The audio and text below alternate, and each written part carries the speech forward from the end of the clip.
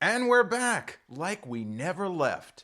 Welcome to the Confessions of a Not So Dangerous Mind podcast. I'd like to thank you all for spending some of your Friday evening here with me in New York. Well, once again, we're going to skip past all that promotional jazz and get right to the guts of the episode. Today marks 28 years since the release of, honestly, as good a gangster film as one can think of when you, let's just say, remove the super top tier from consideration if we don't say Godfather 1 or 2, Goodfellas, Once Upon a Time in America.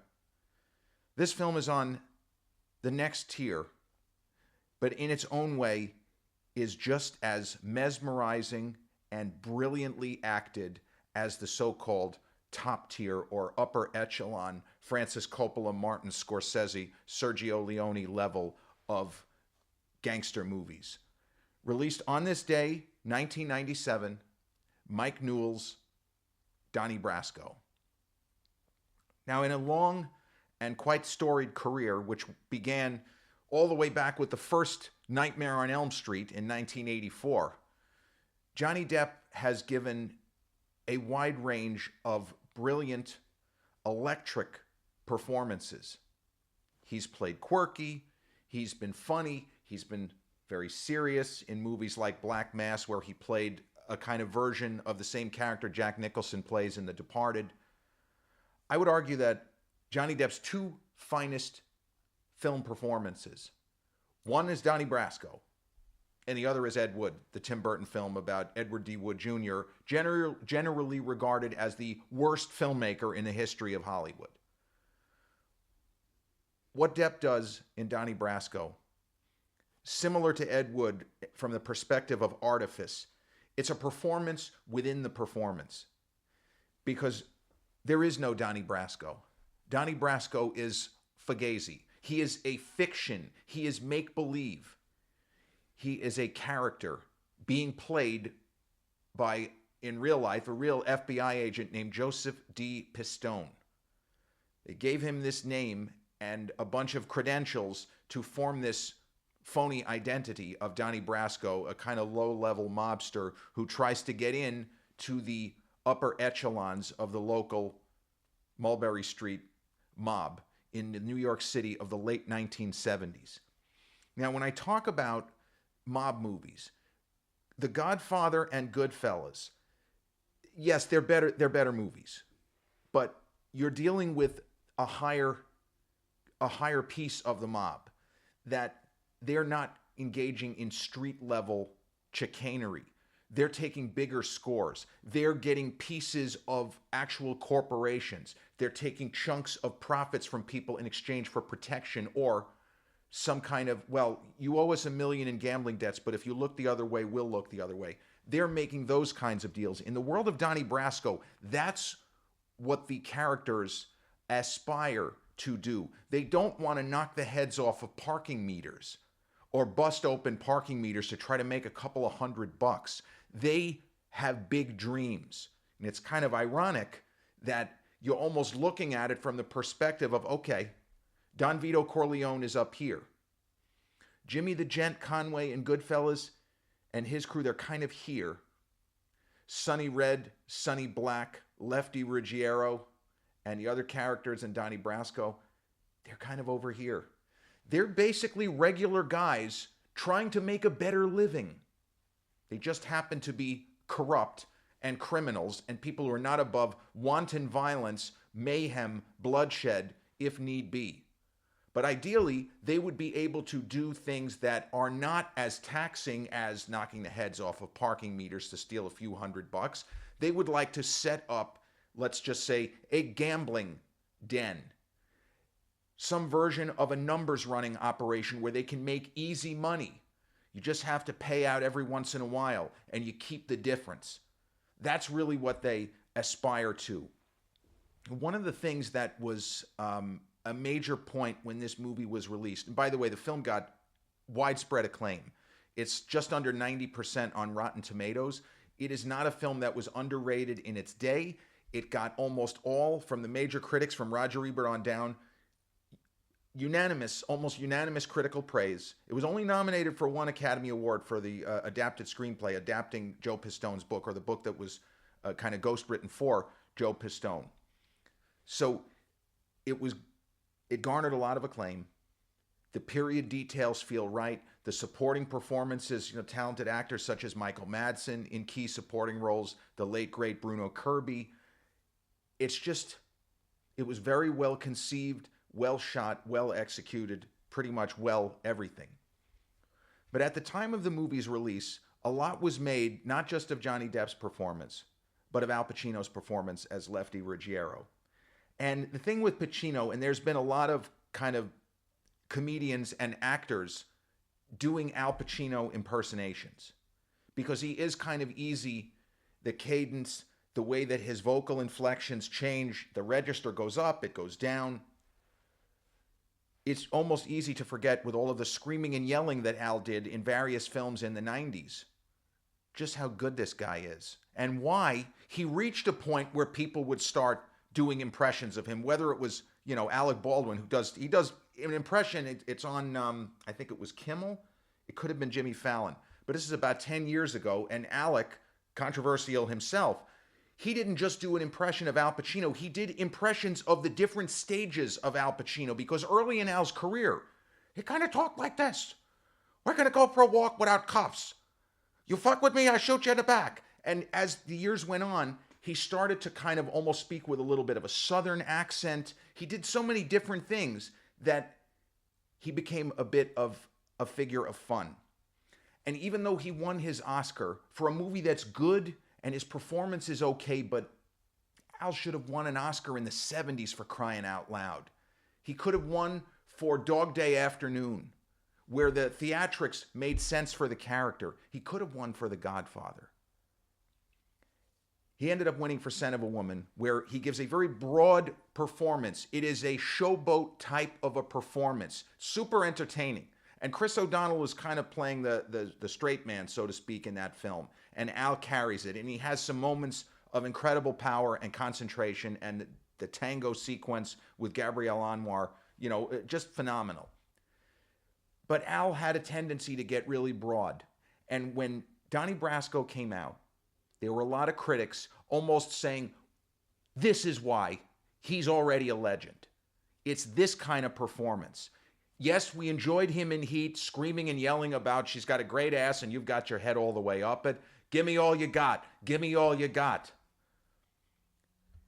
This film, he is intense. His eyes are bigger than we had been accustomed to. Maybe he did that a little in Scent of a Woman, but his character was blind. But this is as tight of a performance as Al Pacino gave in that decade. He's big in Scent of a Woman. He's big in Carlito's Way. You think you're big time? You're gonna fucking die! Big time!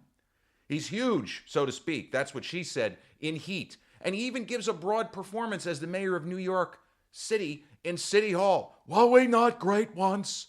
Can we not be great again? I mean, even I'm doing an Al Pacino here, and not well. I apologize. But Donnie Brasco, critics and audiences were excited. This is the master. This is the guy that many even now will say, Daniel Day-Lewis, fine. Al Pacino is the greatest living actor. When he's right, there is nobody better. Nobody with a more expressive face. Nobody with more of an ability to play around with the vocal inflections, the pacing, the rhythm of the speech, the way he can act with his eyes, with his body language. He does incredible work in this film. And I don't necessarily think that Johnny Depp had to scramble to keep up. I think both guys gave it everything. And from a craftsmanship standpoint, they are both phenomenal performances. And the film got, as I said, really good reviews, and it was a box office hit. See, the sense is, and we see it in the social media era, which is that you'll get these articles, these buzzes on your phone where, forgotten Johnny Depp movie with 90% on Rotten Tomatoes. You might get something like that. This movie is not a forgotten movie. This is not an underappreciated gem. This is a movie that everybody loved back then, and the movie still plays. And one of the great things about period pieces, especially when it's a studio piece with what I call a confident production, which just means they weren't afraid to spend money to make the best quality film they could from the technical standpoint to redress the sets, because Mulberry Street of the 1970s, it didn't look exactly like Mulberry Street when this movie went before the cameras, presumably the summer and fall of 1996. They had to redress the sets, all of the cars that they had to roll in, the kind of vintage automobiles, the big clothing with the lapels like this on the shirts and the sunglasses and everything. And Al as Lefty Ruggiero, it is, I say, a top 5 best performance of his career. Now, just if somebody is spitballing and say, what do I think is what's some of Pacino's best work? Godfather 1, Dog Day Afternoon. Those are the first 2 films that I think of. And I like the showmanship of Scent of a Woman. It is an entertaining performance.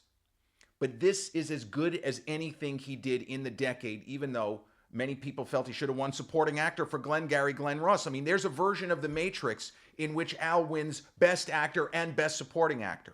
Because you can Google right now, there are critics and there are people looking back on it that say, yes, Al should have won an Oscar, but they got it for the wrong movie. Denzel should have won for Malcolm X. Heck, Clint Eastwood could have won for Unforgiven. Al in Glengarry Glen Ross is amazing. It's a different kind of performance. Looks great. He had the hair and, he had a nice tan. His character is the only successful one in the sales office. You call yourself a salesman, you son of a bitch? What? So, what Depp does, I mentioned the theatricality and the performative aspect. So this isn't something that you necessarily would put through the mental meat grinder, as I like to say.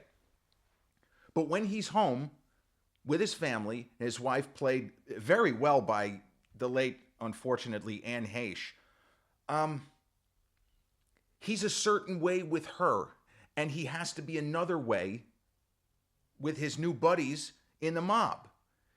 And this is the sort of film where it gets into a little bit of an almost Helsinki syndrome, where he begins to identify with these people who it is his job to stop them. It is his job to get as deep as he can before making what amounts to a series of arrests. And so he is engaging in incredibly dangerous and treacherous work. And of course, we saw this in the movie The Departed, with the DiCaprio character kind of getting in deep because he's Boston police. And I love Martin Scorsese. I'm a fan of Matt Damon. I'm a fan of Leonardo DiCaprio. And I love Jack Nicholson. Donnie Brasco is a better movie than The Departed. Hot take. Go ahead, flame me in the comments. Donnie Brasco is a better movie than The Departed. I don't even have The Departed in my Martin Scorsese top 10. But the caveat with that, Martin Scorsese has never missed. He has never not made a really good movie. Every film in his career, it's just levels of great. I would say the weakest film he ever made was Shutter Island. And that there are still people that think that's a masterpiece. That's like a 7 out of 10. Every other film, whether it's Kundun, which is more low-key, whether it's a film that he made with Adam Driver, I'm forgetting the name of it now, Marty doesn't miss. And The Departed, unfortunately, that when I say unfortunately that he won his Oscar for that film, I guess 2006 was a little bit of a soft year. I wish they had gone nuts and had Eastern Promises with Viggo Mortensen. I thought that film was better than The Departed. That also deals with organized crime. It's another good one. Might have to talk about that film. But throughout Donnie Brasco, you have Depp just with remarkable energy throughout. And he's between the proverbial rock and a hard place, because he has to keep the deep cover. He has to continue to stay under, to not surface. And he loves his wife. He wants to be a normal family man, but he's stuck. He might be in this for a year, 2 years, who knows? And that's the problem with this sort of deep cover work, where if things go really well, you're going to be lauded, but you're also going to have a target on your back for the rest of your life, almost like a mobster who goes into the witness protection program, a la Henry Hill, ending up living in Arizona or New Mexico or bouncing around the world because you know that they're going to, at some point, somebody's going to come and take a shot at him. Might be multiple somebodies taking shots at him over the years. So the best case scenario for someone like Joe Pistone really isn't very good. And these are things that he has to always be mindful of. Is he really a friend to Al Pacino's Lefty Ruggiero? Are they ever really friends? Or is there just a gamesmanship aspect that Donnie Brasco, Joe Pistone, is simply fucking with him? He's playing him 100% of the time. Is there anything genuine? I don't know. I don't think the film really answers that, because as much as we do get an idea what makes Joe Pistone tick, what drives him, film doesn't really give it to us one way or the other. Oh yeah, for sure, they're really friends. Or, oh yeah, for sure, he's just playing him. He can't stand every one of these guys. Now, there are certain people in this segment of the mob that he clearly does not like. And there are people he has to work with who he does not like. But there are just as many that he can empathize with. And he seems to feel deep empathy, even if he can't really consider Lefty a friend. They have the appearance of friendship, and from Lefty's perspective, Donnie is probably his best friend. But he feels for him because his life has not been what it could have been. And when we first meet Al Pacino's Lefty, he comes out like kind of a house on fire. And he seems to be more important than he actually is. And that might be the saddest part of all. The fact that he's married, he has a good relationship with his wife, but there is probably going to come a time, and we've seen this, and this was talked about in Goodfellas, and we saw it certainly in The Godfather and Once Upon a Time in America, and also another film that I would put slightly above Donnie Brasco, Barry Levinson's Bugsy, also about the Jewish mob, similar to Once Upon a Time in America. But Bugsy, the world of that film, that is the highest echelon of any of the mob in cinema. They're making the most money, relatively speaking. They're doing better than Don Vito Corleone, relatively speaking. And in that film, you just have mobsters killing each other. Even there are people, despite the veneer, the high gloss, everybody dressing in fancy clothes, wearing designer wristwatches in the 1940s. If you get sent for, as Al Pacino says, take your jewelry off, leave it to your wife, leave it to your kids. Because if you wear it, nobody's going to get it except whoever it is that bumps you off. And that is something that we see Johnny Depp struggle with. Because on the one hand, this guy is a criminal. But on the other, I've gotten to know him as an individual, as a person. He's not a bad guy. Even though how many people has he killed? We don't even know. 20? Who knows how many people he's killed? But Pacino has this gravitas, and there is just this deep sense of regret within him. He sells it. I mean, you're practically in tears when, the movie is coming to an end, and there is either a betrayal, or can you call it a betrayal? And a famous line, Pacino screaming, "Don't tell him nothing, Donnie. Don't tell him nothing, Donnie." That's what I hear. When I first think of the movie, it's Pacino, yelling, but it fits the character. It's the only time that he really doesn't raise his voice very much in this movie. Another thing this film is iconic for is a conversation between Johnny Depp, Donnie Brasco, and Paul Giamatti's FBI tech. So the real Joe Pistone was wired. There were presumably hundreds of hours of conversations that were recorded over a significant period of time. In the world of this film, Paul Giamatti, it's not a big role for Paul. He was also on his way up. He's going over some of the audio tapes with Donnie Brasco, Joe Pistone. And they're in a room together. And he's been listening to the tapes and editing where he has to. I don't remember exactly whether he was just making sure that the recordings were usable and then shipping it off to the FBI lab. That part I don't remember. But there is a discussion about the word, even though it's not a word, we're going to pretend that this is one word, forget about it. And it's probably the most famous thing from this movie is this conversation between Paul Giamatti's tech and Johnny Depp's Joe Pistone. And Paul Giamatti's character, he says, "Hey, Joe, what's forget about it?" And he starts to explain it. But then he realizes there are multiple explanations. When people in the world of this film say, as Al Pacino says, forget about it. It could be a good thing. The sausage and peppers my wife made last night, forget about it. This guy has really been busting my balls. Forget about it. Same word, different meaning.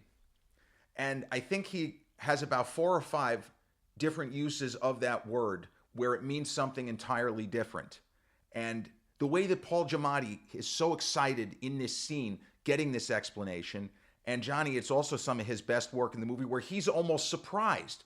This wasn't something that he was even pondering, and now that he's thinking about it, he says, yeah, it could be a bad thing. It could be a good thing. You could talk about how somebody would be talking, their wife is busting their balls, forget about it. You know, bang, zoom, that sort of thing. I didn't see Donnie Brasco in theaters. The film had a total budget, production budget and marketing somewhere around $35 million. And it grossed, I think it made 135 at the box office, which, 4 times production cost is a huge hit for a studio film that got a big push. And I remember seeing posters months before the film came out. And even the original poster gives you an idea. Because the original poster, it looks like somebody using a telephoto lens, or I shouldn't say somebody. It's a telephoto lens as if a snapshot is being taken of Al Pacino, and we just see it's Al Pacino wearing 70s garb, and what looks like, or who looks like, Johnny Depp behind him. And I had not heard of this story. I did not know who Joe Pistone was until this movie came out. And similar to Frank William Abagnale with Catch Me If You Can, the real guy, when he was asked what he thought of Leonardo DiCaprio in the movie and his performance, Abagnale Jr., without breaking character, not surprisingly, he said, he's an incredible actor. There was just one thing about the movie that bothered me. They said, what's that? He said, he's not good looking enough to play me. And obviously that got a big laugh. DiCaprio wasn't good enough to play Frank Abagnale Jr. But in this movie, people asked and were asked, what do you think about Johnny Depp inhabiting Joe Pistone, who was, I don't know if he's still alive now, but he definitely was still very much alive when this movie was made. And nobody made any jokes about the real guy being better looking. The thing was, Joe Pistone don't look nothing like Johnny Depp. The implication being, they made Joe look really, really good. Whereas Frank Abagnale said, yeah, come on, I was better looking than that DiCaprio fella. Nothing, not even close. So right now, Donnie Brasco is, I know it's on MGM Plus, and it may have just begun streaming free on Amazon Prime. This is one of those movies that I would always give my highest recommendation to. I don't know anyone who has seen this movie who said, oh, I fucking hate that film. There are some people, the occasional person that'll say, yeah, Goodfellas sucks. Not that many. And I certainly don't know anybody that said Godfather 1, Godfather 2 was lousy. I don't know anyone who said that. I also don't know anybody who has seen Bugsy who didn't come away like, wow, what a fucking movie that was. I think Bugsy is a little bit undersold as far as just how great it is and how it goes in a different direction than this sort of film normally does. But Donnie Brasco, in its own way, because of the focus on the FBI agent as opposed to necessarily the mobsters themselves, it's certainly an interesting storytelling approach. And, Mike Newell, a British filmmaker, his big break was 4 Weddings and a Funeral, a comedy, a romantic comedy. When I read that the guy that did 4 Weddings, that's who's directing Donnie Brasco, you could have fooled me. As far as I would have known, oh yeah, this guy is American and this isn't somebody that would make romantic comedies. This is a guy who make action films.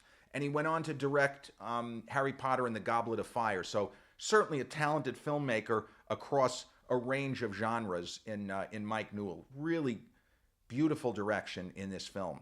Everything in the movie works to perfection. And this isn't the kind of story, it's not as big a story as Goodfellas, as The Godfather, as Bugsy. Because in the movie Bugsy, the main character of Benjamin Siegel, who was like just about at the top of the Jewish mob, he's the guy who created Las Vegas as it is today. Without Bugsy Siegel's idea, there are no casino palaces in Vegas. He was the guy. That was him. He was the one who had the idea. This is a movie about an FBI agent either trying to take down mobsters or he's going to look the other way. And I didn't really get anything. I don't think we can prosecute and go from there. But the movie, without beating us over the head with it, it does kind of go into the futility of the entire enterprise. That the best case scenario, it's almost it would be a Pyrrhic victory. It would not be an all-encompassing, wow, we really nailed these scumbags. Fantastic, way to go, Joe. Or say it ain't so, Joe, perhaps, if you want to go in that direction. But Donnie Brasco, a great film, released on this day, 1997. Directed by Mike Newell and starring Johnny Depp, Al Pacino, Anne Heche, Bruno Kirby, and Michael Madsen.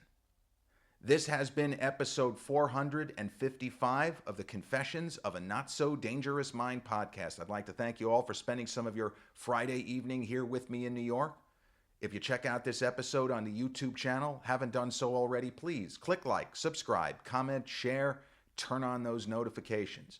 Or if you catch this episode on the audio platforms such as Podbean, Spotify, iTunes, or the others in which we're hosted, same general rule applies. Click like, subscribe, share, and turn on those notifications. I'll be back with a new episode real soon. Until then, don't tell them nothing, Donnie!